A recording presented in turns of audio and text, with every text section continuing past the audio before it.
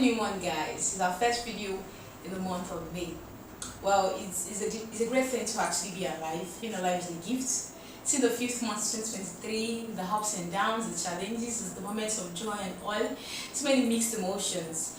It's a thing of gratitude to still be alive, and it's something to still celebrate. You may not have all the wins you actually want, and being alive is a sign of hope that more good things are still going to come.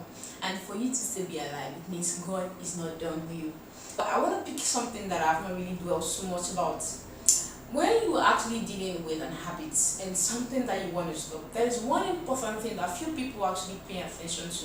That's why this video is very important. They are called triggers. People don't just do things. Some people, when they feel depressed, they go to drink. Well, that wisdom in breaking an habit that is not giving you the result that you want, that habit that is not giving you that identity, that is not making you that person you want to become, find the trigger. So triggers are what makes you do what you do.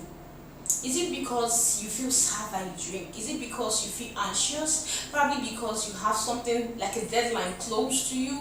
Or is it during the morning time, in the afternoon? Is it during the evening? Is it when you're alone? Is it when you're with friends? What makes you do that thing that you don't enjoy doing, that doesn't make you the best version of what God has actually called you to be? Those are the triggers. And finding your triggers, the next thing to do is to replace. Your mind is used to something. Your mind is used to that stuff because you've been doing it for years. So if you want to kill an habit, when you found the trigger, you have to replace. When you feel anxious, you drink beer. When you feel nauseous, you take drugs. Your mindset is used to a certain action when it feels a certain way. So you have to replace it with something different. So when you feel anxious and your mind is telling you to take something you don't want to take, replace it with something else. It could be water. Rather than take drugs, you take water.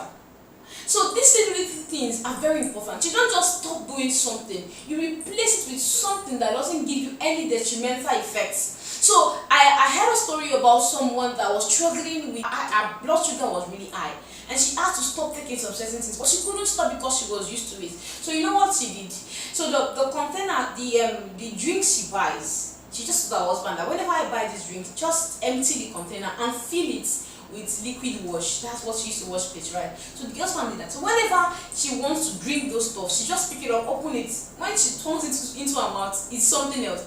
So at a point, her mind was no longer happy with that thing. Without doing so much, she actually broke up that habit. So you have to find the trigger, and you have to be replacing it with something different. If you have peculiar case that you want one-on-one coaching, please reach out to me through any of my social media, and very important. And the most important part is being thankful. Being thankful is looking for things that are working in your life and focusing more on them.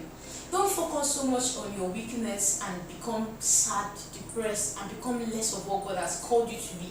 Being thankful, no matter how terrible things are, no matter the habits you're dealing with, there are things that are going right. Where you could say you're healthy, you don't have to be in the hospital. You could say for another thing that, well, you're beautiful. That's a gift, not everybody's beautiful. You could also say your family is alive, you've not lost a loved one. Focus more on the good things happening in your life. When you focus more on good things, you actually attract joy. And joy gives us strength to tackle those things that are not working in our lives. So as I said again, let me just do a crash course. Talk about triggers, talk about replacing, talk about being thankful. And as we start the new month, I would love for you to analyze how far the year has gone, what are the things you need to drop, what are the things you need to do more, and how do you need to improve on what God has called you to be. Well, you're bigger than your challenges, you're bigger than the habits that are not working, and there's God inside of you to strengthen you to become what you want to become.